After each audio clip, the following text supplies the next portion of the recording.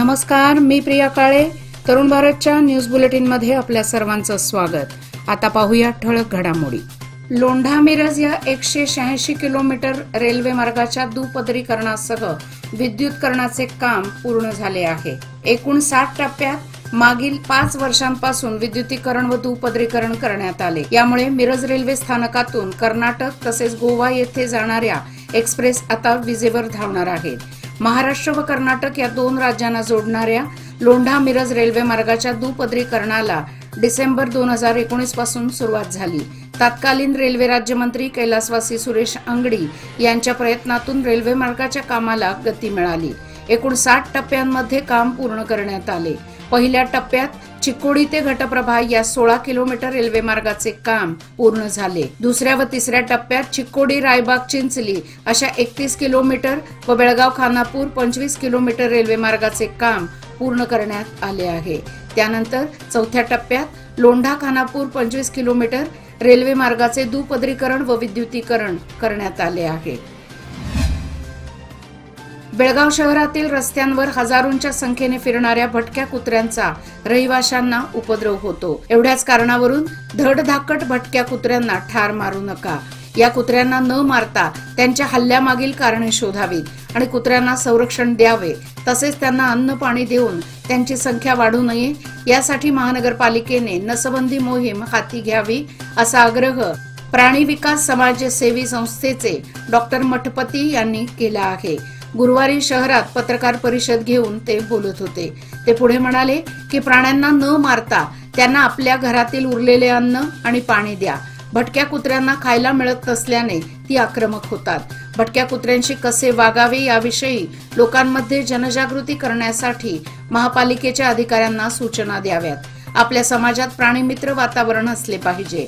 जनजागृतीद्वारे हे साध्य केले पाहिजे. तसेच मुलांना प्राण्यांबद्दल करुणा दाखवणे हे पालक आणि शिक्षकांचे कर्तव्य असून जसा माणसाला जगण्याचा अधिकार आहे तसाच प्राण्यांना देखील आहे. त्यांच्या हक्कांना बाधा निर्माण करू नका असे आवाहन यावेळी करण्यात आले. वाढत्या चोऱ्या घरफोड्या रोखण्याचे आवाहन पोलीस दलासमोर उभे आहे. हे आव्हान पेलण्यासाठी पोलीस यंत्रणाही कामाला लागली आहे. एक अट्टल घरफोड्या मंगळवारी मध्यरात्री बेळगावात आला होता. पोलिसांना त्याची माहितीही मिळाली. त्याच्यासाठी जाळे टाकण्यात आले. मात्र काही क्षणात या अट्टल घरफोड्याने अहमदनगर मधून पळ काढल्याची घटना घडली आहे. खाजा असलम उर्फ रफिक सय्यद उर्फ शेख वय वर्षे 32 राहणार सत्यसाई कॉलनी वैभवनगर असे त्याचे नाव आहे. चोरीसाठी त्याने आणलेली KA22EX 9949 क्रमांकाची होंडा डिओ दुचाकी पोलिसांनी जप्त केली. गेल्या अनेक महिन्यांपासून पोलिसांना गुंगारा देत खाजा पळतो आहे. माळमारुतीचे पोलीस निरीक्षक JM कालीमिरची व त्यांच्या सहकार्यांनी खाजाला पकडण्यासाठी प्रयत्न सुरूच ठेवले आहेत. मंगळवारी रात्री घरफोडीसाठी खाजा बेळगावात आल्याची माहिती मिळताच त्याला ताब्यात घेण्यासाठी 8 ते 10 पोलिसांचे पथक अहमदनगरला पाठवण्यात आले होते. खाजाला ताब्यात घेण्यासाठी पोलिसांनी आता नागरिकांची मदत मागितली आहे.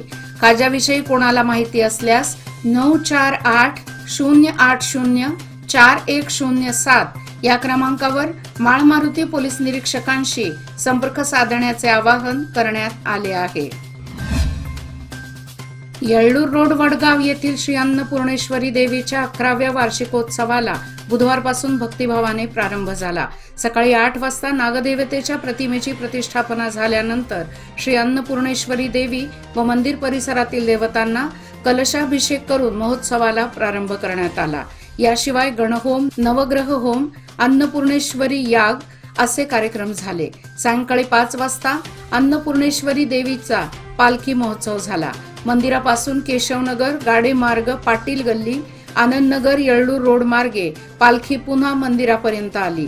गुरुवार दिनांक 30 रोजी सकाळी 7 वाजता देवीची विशेष अलंकार पूजा, श्री सुब्रमण्यम देवा आश्लेषा बळी झाल्यानंतर सकाळी 8:30 वाजता महाचंडिका याग होणार आहे.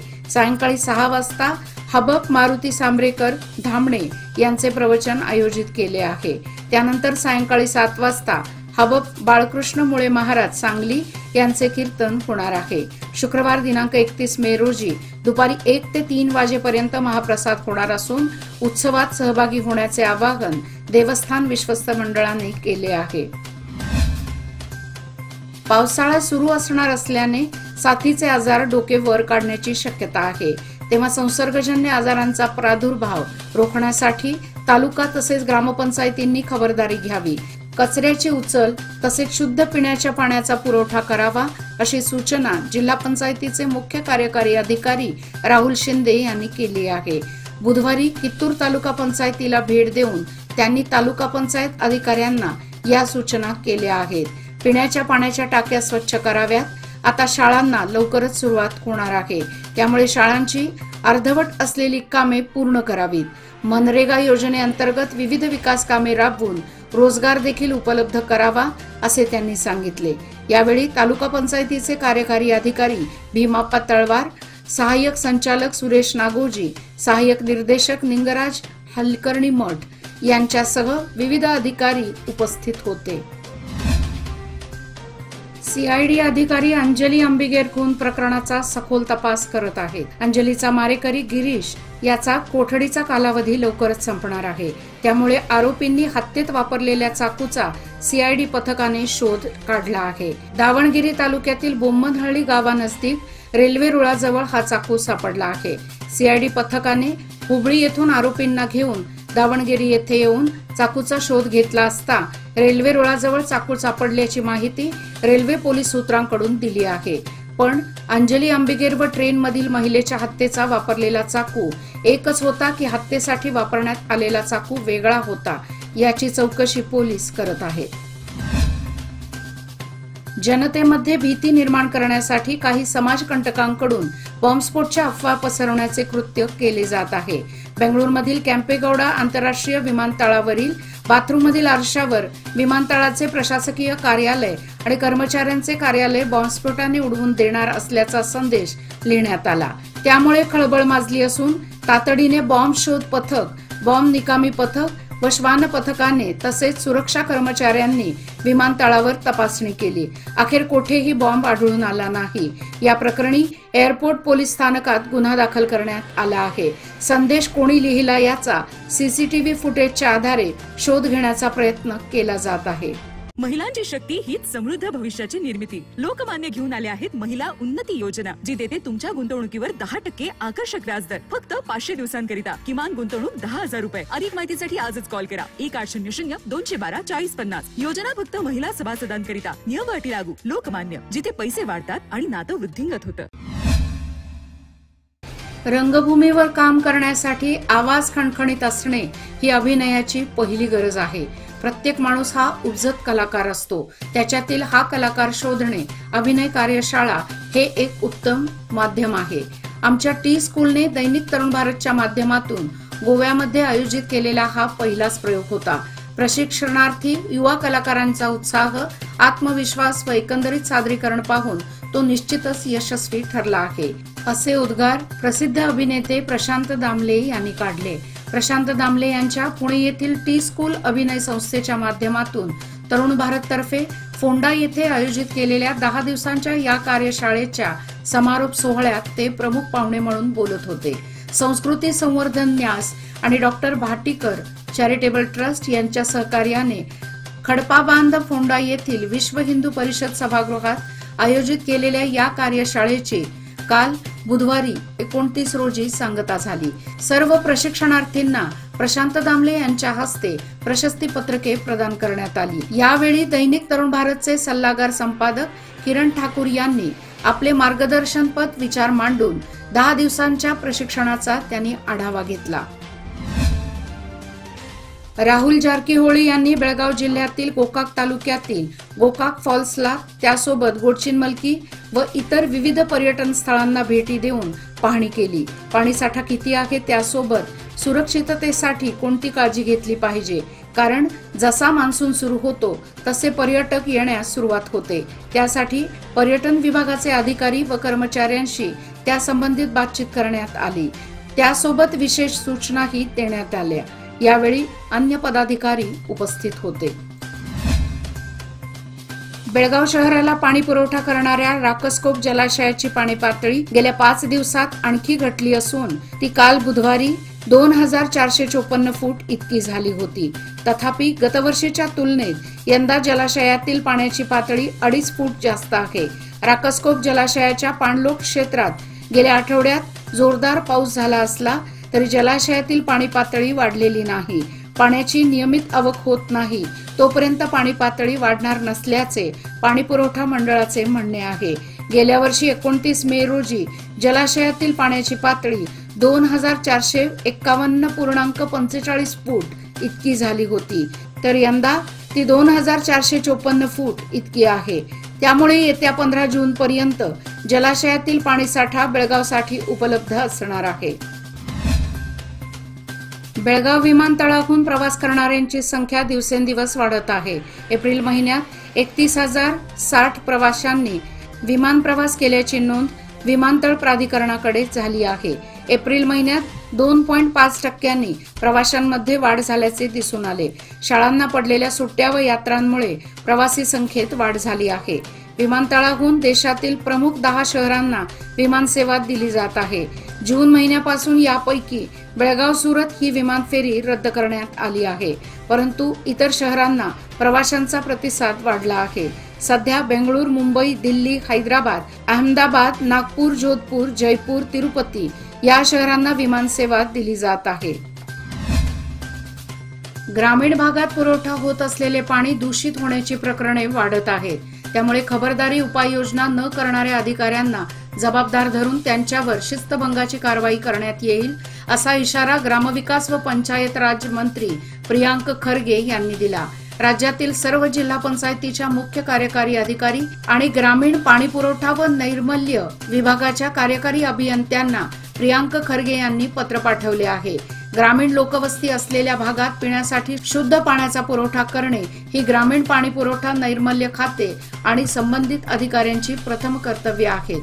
अलीकडील काळात राज्यातील काही जिल्ह्यांमध्ये ग्रामीण भागात दूषित पाणी प्राशनाने अनेकांच्या आरोग्यावर दूषित परिणाम झाले आहेत. सेवा रस्त्याच्या मार्गाने जाणाऱ्या टँकरवरील चालकाचा ताबा सुटल्याने रसायन वाहतूक करणारा टँकर सेवा रस्त्याच्या बाजूला असणाऱ्या चरीत उलटल्याची घटना बुधवारी सायंकाळी 4 वाजता घडली. उलटलेल्या टँकरमधून ज्वलनशील असणाऱ्या रसायनाची गळती सुरू झाली. त्यामुळे स्फोट होण्याचा धोका संभवत असताना देखील या अपघाताकडे राष्ट्रीय महामार्ग कंत्राटदार कंपनीने त्याचबरोबर हायवे पेट्रोलिंगने देखील अक्षम्य दुर्लक्ष केल्याचा प्रकार घडला. तब्बल 8 तासांनी रात्री 12 वाजता सदर टँकर क्रेनच्या साहाय्याने उचलण्याची कार्यवाही करण्यात आली. त्यामुळे कंत्राटदार कंपनीचा भोंगळ कारभार चव्हाट्यावर आला. याबाबत प्रवासी वर्गातून तसेच परिसरातील नागरिकांतून तीव्र संताप व्यक्त होत आहे. पुणे बेंगळूर महामार्गावर बेळगाव ते कोगनोळी टोल नाका दरम्यान महामार्ग रुंदीकरण व नूतनीकरणाचे काम सध्या गतीने सुरू आहे. सायंकाळी 4 वाजता रसायन वाहतूक करणारा टँकर उलटून अपघात घडला. अपघातात रसायन गळतीतून स्फोट होताना मोठा धोका संभवत होता. तरी देखील राष्ट्रीय महामार्गावर कंत्राटदार कंपनी व हायवे पेट्रोलिंगने याविषयी कोणतेच गांभीर्य दाखवले नाही. तब्बल 8 तासांनी कारवाई करताना टँकर सुरक्षित केला गेला. केवळ दैव बलवत्तर म्हणून घटनास्थळी कोणतीही जीवितहानी घडली नाही. शैक्षणिक वर्षाबरोबर बस पास प्रक्रियेलाही शनिवार दिनांक 1 जून पासून प्रारंभ होणार आहे. सेवा सिंधू पोर्टलवर ही सुविधा उपलब्ध होणार आहे. त्यासाठी विद्यार्थ्यांना बेळगाव 1, कर्नाटक 1 व ग्राम 1 ऑनलाईन अर्ज भरावा लागणार आहे. विद्यार्थ्यांना श्रीनगर, टीव्ही सेंटर आणि माळ मारुती या ठिकाणी बस पासचे वितरण केले जाणार आहे. परिवहन महामंडळाकडून विद्यार्थ्यांना सवलतीच्या दरात बस पास उपलब्ध करून दिले जातात. शैक्षणिक वर्गाला प्रारंभ झाला की या प्रक्रियेला प्रारंभ होतो. मात्र मागील काही वर्षात बस पास प्रक्रिया पूर्णपणे बदलली आहे. बस पाससाठी ऑनलाईन अर्ज करावा लागत आहे. त्यानंतर बस पास उपलब्ध होऊ लागले आहेत. ही प्रक्रिया थोडी किचकट आणि वेळ काढू असल्याने विद्यार्थ्यांनाही याचा त्रास होऊ लागला आहे. कडोलकर गल्ली बेळगाव येथील शिवानी सुनील गायकवाड हिने कॅसेट परीक्षेत यश संपादन केले आहे. कर्नाटक राज्य सरकारद्वारे सहाय्यक प्राध्यापक पदासाठी घेण्यात येणाऱ्या परीक्षेत मॅनेजमेंट विषयातून पहिल्याच प्रयत्नात यश मिळवले आहे. जानेवारी महिन्यात राज्यभरात विविध केंद्रांवर ही परीक्षा झाली होती. तिला LS Gogate institute of technology महाविद्यालयाचे प्राचार्य डॉ. दिगंबर कुलकर्णी, प्राध्यापक वाणी श्री कुंडेकर यांचे मार्गदर्शन लाभले. या यशाबद्दल तिचे सर्वत्र कौतुक होत आहे. याचबरोबर आजचे बातमीपत्र इथेच संपले. अधिक माहिती आणि ताज्या घडामोडी करता पाहत रहा तरुण भारत न्यूज चॅनल. तसेच आमच्या चॅनलला लाईक, शेअर आणि सबस्क्राईब करायला विसरू नका. आणि विश्वासार्ह बातम्यासाठी दररोज वाचा दैनिक तरुण भारत. धन्यवाद.